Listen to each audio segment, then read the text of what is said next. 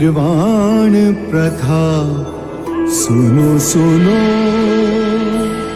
ये बुद्ध कथा।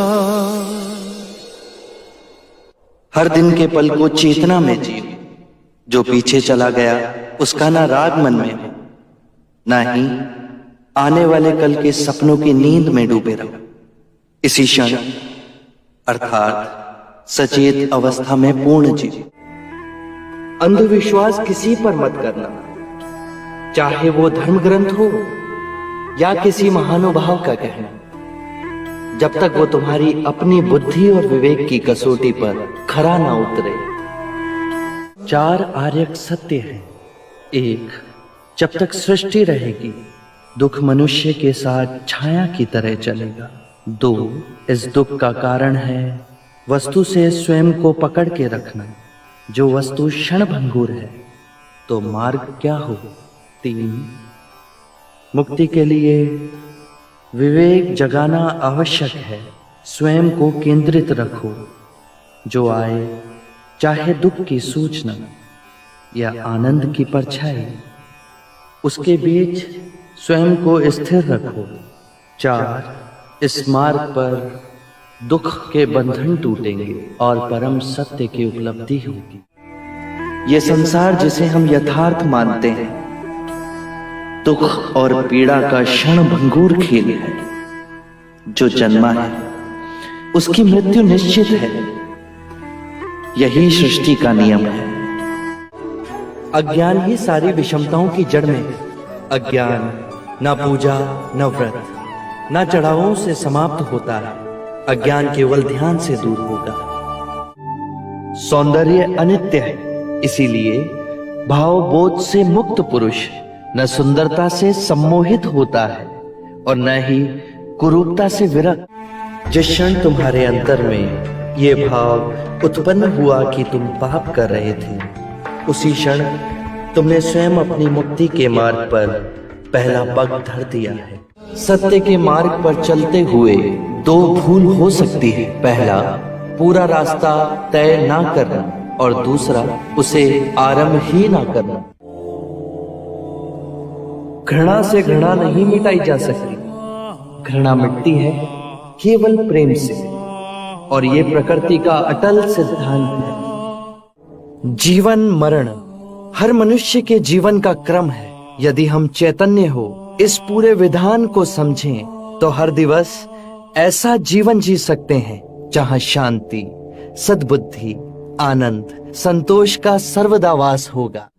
जोश से भयंकर कोई अग्नि नहीं, घृणा से भयंकर कोई जानवर नहीं, अविवेक से बढ़कर कोई जाल नहीं, लालच से बढ़कर कोई बाधा नहीं।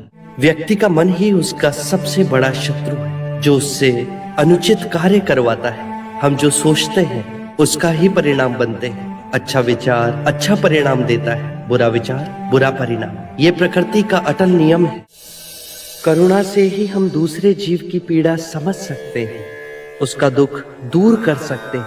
हम कितनी भी पुण्य की बातें पढ़ लें, कह लें, जब तक वो आपके अपने कृत्य ना बन जाए तब तक कोई लाभ नहीं। आत्ममुक्ति के 3 चरण हैं, शीलाचार, ध्यान और ज्ञान। शीलों का आचरण करने से ध्यान साधना बढ़ती है। ध्यान साधना से ज्ञान का उदय होता है, जिससे शीलों का गहन आचरण संभव होता है।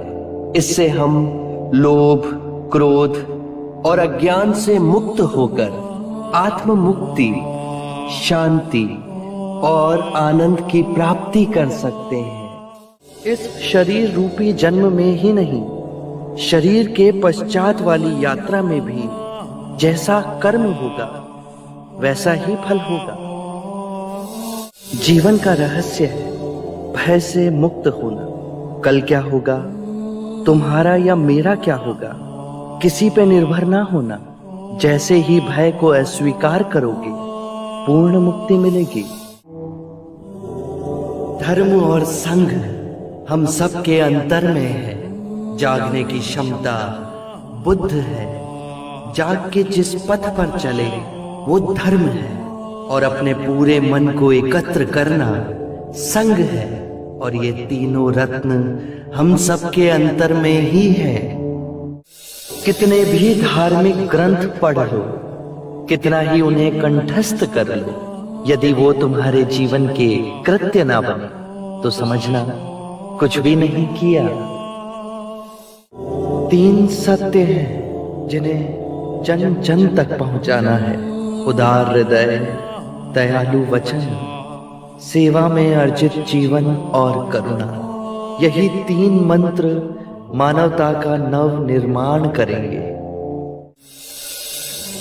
मृत्यु का भय उसे ना होगा जिसने अपना जीवन बुद्धिमानी से जिया हो। ये शरीर तो नश्वर है, पर मेरी वाणी, मेरे सूत्र बन सदैव आप लोगों के पथ को प्रकाशमयी करेंगे। अपो दीपो भव, अपना दिया स्वयं बनना, अपने बुद्ध को पहचानना। जागो और धर्म के मार्ग पे चलो, अपने अंतर के संग को साधो। अपनी शरण में जानो, किसी को ना खोजना। जो है सब अस्थिर है, उसके बीच स्थिर रहना। परिश्रम से निरंतर संघर्ष करना, कभी हार ना मानना। शरणं गच्छामि, धम्मं शरणं गच्छामि,